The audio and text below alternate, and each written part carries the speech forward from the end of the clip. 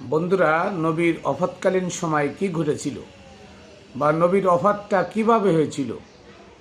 নবীর অফাতটা কি স্বাভাবিক নাকি নবী শহীদ? আসুন এই সম্পর্কে বিস্তারিত জানি।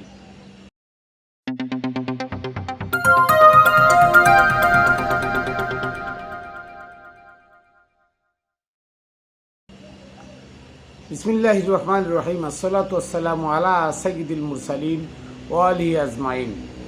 প্রিয় বন্ধুরা, দেশে দূরে যারা যেখানে আছেন সকলকে জানাই Khatune Jannat TV YouTube channel, Facebook page ও রামবিলের পক্ষ থেকে শুভেচ্ছা অভিনন্দন। সর্বপ্রথম আমি আমার সালাম ও কদম বুসি প্রেরণ করি পাক পাঞ্জাতনের পাক দরবারে, সমস্ত অলিয়াউলিয়া গাউস কুতুবের পাক দরবারে, বাবা শাহ আলী বগদাদী রহমতুল্লাহ আলাইহির পাক দরবারে এবং আমার দাদা গুরু মুতালেব শাহ রহমতুল্লাহ আলাইহির পাক দরবারে ও আমার দয়াল হজরত মানিক চাঁদ শাহ মাদ্দাজিল্লাহুল আলিয়া বাবাজানের পাক চরণে। আজকে আমি আলোচনা করব যে আমার নবীর মৃত্যু কি স্বাভাবিক হয়েছিল নাকি শাহাদাত হয়েছিল। এই সম্পর্কে অনেকে জানে না, অনেকেই জানে না। আর আসল সত্যটা তো আমাদের কাছে গোপন রাখা হয়েছে যুগ যুগ ধরে। আজকে 1450 বছর আসল সত্যটা কি আমাদেরকে জানতে দেওয়া হয়নি। যে সমস্ত বইতে, যে সমস্ত ইতিহাসে এই আসল সত্য কথাগুলো আছে, ইসলামী ফাউন্ডেশন কোটি কোটি টাকা ডোনেট করে এদেশে ওই ইতিহাসগুলো চলতে দেয় না, আনতে দেয় না এবং তার অনুবাদ করে মানুষের কাছে ছাড়তে দেয় না। মূলত একটাই কারণ, সেটা হলো সৌদি আরবের যে কুকীর্তি, সেই কুকীর্তি প্রকাশ পেয়ে যাবে। যেমন তারা আজকে ইরানের পক্ষে নাই, ফিলিস্তিনের পক্ষে নাই, তারা আমেরিকা এবং ইসরায়েলের পক্ষে, তাহলে এটা তাদের কুকীর্তি। তাই ঠিক তেমন তারা যে এজিদের বংশধর, এজিদের উত্তরসূরি এবং এজিদের পূর্বপুরুষ, তারা তাদের এই খারাপ চরিত্রের কারণে, ব্যাড আচরণের কারণে আমার নবীর বংশধররা মক্কা মদিনায় ঠাঁই হলো না, তাদেরকে বের করে দেওয়া হলো।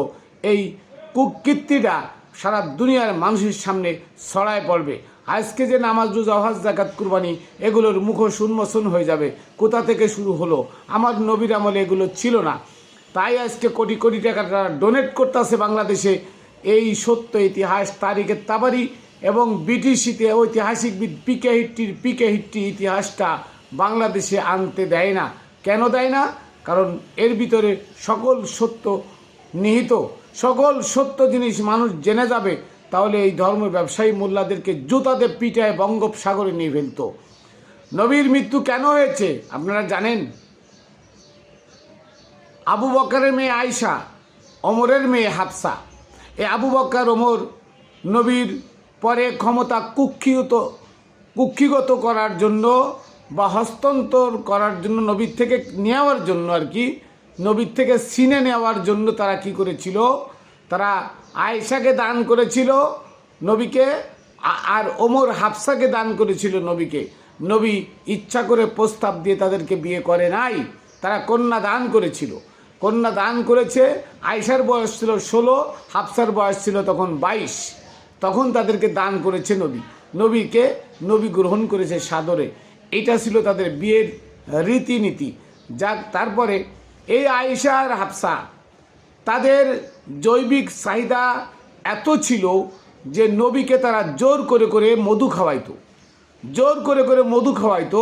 নবী মধুকে পরিহার করলেন, মধু ত্যাগ করলেন, মধু খাইতে চাইতেন না। এটা সিয়াসিত্তার হাদিসের মধ্যে শত শত হাদিস আছে। নবী মধু খাইতে চাইতেন না, তাকে জোর করে আয়েশার হাফসা মধু খাওয়াইতো। একবার তাকে জোর করে আয়েশার হাফসা মধু খাওয়ালো। নবী তখন ডিক্লার দিলেন জীবদ্দশায় যে আমি তোমাদেরকে তালাক দিয়ে দিব। যখন নবী এই কথা বললেন, তখন আয়েশা আর হাফসা আবু বকর আর ওমরকে খবর দিয়ে বললেন যে নবী আমাদেরকে তালাক দিতে চাই। তখন আবু বকর আর ওমর যুক্তি পরামর্শ করে তারা বিষ আনে। সেই বিষ, নবী অসুস্থ এই কথা বলে বিষ ওষুধের সাথে মিলায় নবীর অফাতের 2 দিন আগে নবীকে খাওয়ায়। নবীর অফাতের মাত্র 2 দিন আগে, তারিখে আসছে নবীর অফাতের 2 দিন আগে তাকে বিষ খাওয়ানো হয় ওষুধের সাথে মিশায়ে। এবং নবী যেদিন অফাত নিচ্ছেন সেদিনও তারা আবার বিষ মিশায় আবার নবীকে খাওয়ানোর চেষ্টা করে। তখন নবী বলে যে আয়েশা, হাফসা, আবু বকর, ওমর, তোমরা 4 জন আছো। ইবনে আব্বাস আসছে পরে। ইবনে আব্বাসকে বলছে, ইবনে আব্বাস বাদে এই ওষুধটা আগে তোমরা খাও, তোমরা সেবন করো। এর ভিতরে বিষ মিশ্রিত আছে। তখন আবু বকর, ওমর, আয়েশা এবং হাফসা তারা বিট্রাই করে, তারা অস্বীকার করে তারা ঘর থেকে বেরিয়ে যায়। তারা খায় না, নবী আর খান নাই, কিন্তু নবী তো শাহাদাত বরণ করবেন, তাদের বিষ খায়, এটা নবী জানেন, এটা নবী জানেন।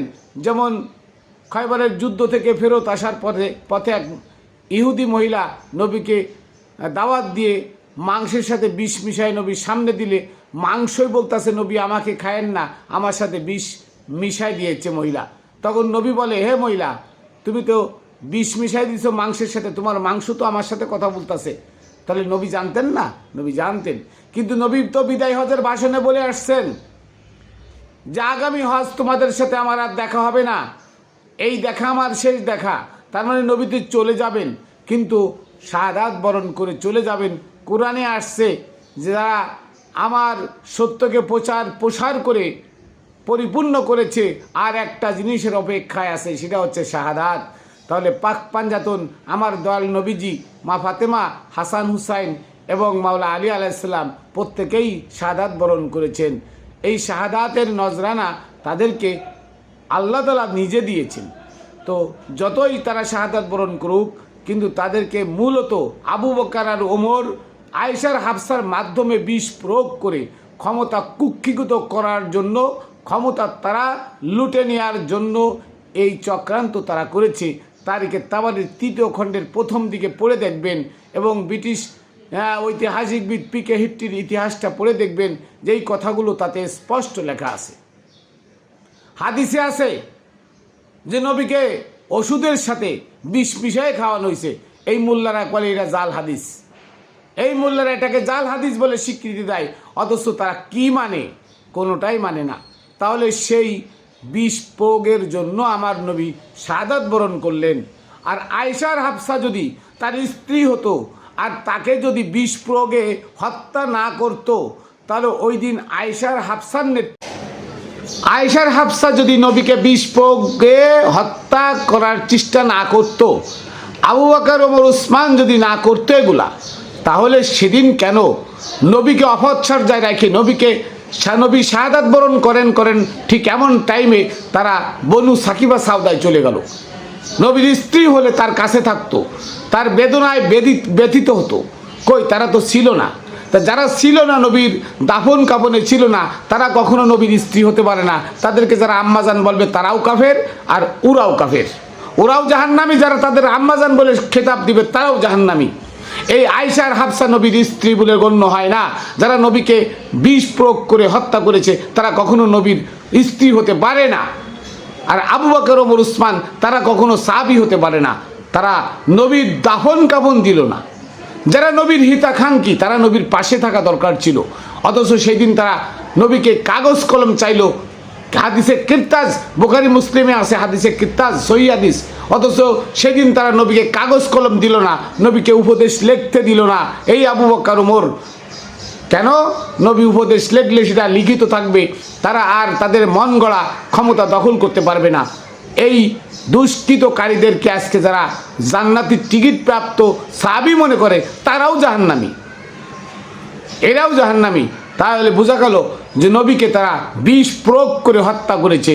নবী সাধারণ মৃত্যুবরণ করেন নাই, নবী শাহাদাত বরণ করেছেন। সবাই বলি ইন্না লিল্লাহি ওয়া ইন্না ইলাইহি রাজিউন। সবাই বলি যে নবী শাহাদাত বরণ করেছেন, নবীকে সাধারণ ওফাত হতে দেয় নাই আয়েশা আর হাফসা, আবু বকর আর ওমর। তার মানে নবী শাহাদাত বরণ করেছেন তাদের চক্রান্তে। তারা বিষ মিশায় ওষুধের সাথে নবীকে খাওয়ায়ে নবীকে দুনিয়া থেকে বিদায় করে দিয়ে তার মসনাদ দখল করেছে। এই দখলের আশায় তারা এই সমস্ত অপকর্মগুলো করেছে। তাদের অপকর্মর দিকে যদি তাকান, তাহলে তাদেরকে আর কেউ সাহাবী বলে গণ্য করতে পারবেন না, তারা সাহাবী না। আর আজকে সমাজে যারা সাহাবী বলে, এরা সেই এজিদের প্রেতাত্মা, এরা সেই কারবালার ইমাম হুসাইনের শাহাদাতের পক্ষে যারা ছিল, শাহাদাত করার পক্ষে যারা ছিল, তারাই হচ্ছে আজকের এই আবু বকর, ওমর, উসমানের গুণ কীর্তন করে। তাহলে আসুন আমরা সত্যটা জানার চেষ্টা করি। এই ইতিহাস দুইটা যদি বাংলাদেশি আইনে বাংলায় করা হতো, আজকে সারা বাংলাদেশের প্রতিটা মানুষ আজকে জানতো যে আমার নবীর সাথে, নবীর আহলে বায়াতের সাথে, নবীর বংশধরের সাথে আবু বকর, ওমর, উসমান তারা কি ব্যবহার করেছে, কি কর্কশময় ব্যবহার করেছে, কি সন্ত্রাসী আক্রমণ তাদের সাথে করেছে। তাদের বাড়িঘর ভেঙ্গে মা ফাতেমাকে হত্যা করলো, মাওলা আলীকে হত্যা করলো, ইমাম হাসান হুসাইনকে হত্যা করলো।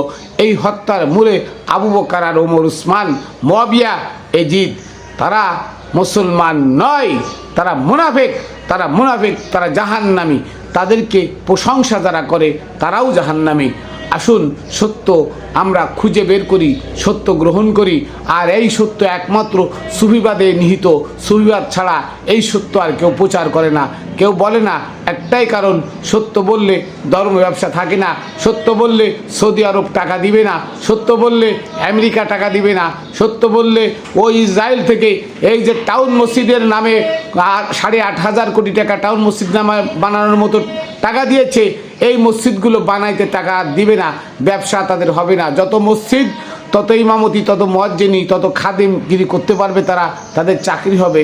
এই চাকরির আশায় সত্য কথা তারা বলে না, আর সত্য কথা তারা গোপন করে শুধু নিজের পেট ব্যবসার জন্য, পেট ভারী করার জন্য। এদেরকে আমরা বর্জন করব, এদেরকে ঘৃণা করব, এদেরকে সমাজ থেকে দূরে সরাই দেব।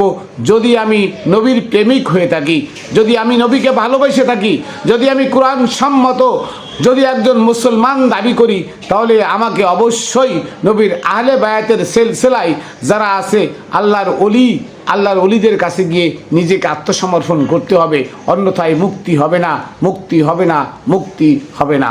আসুন সেই সত্যর দিকে এগিয়ে যাই।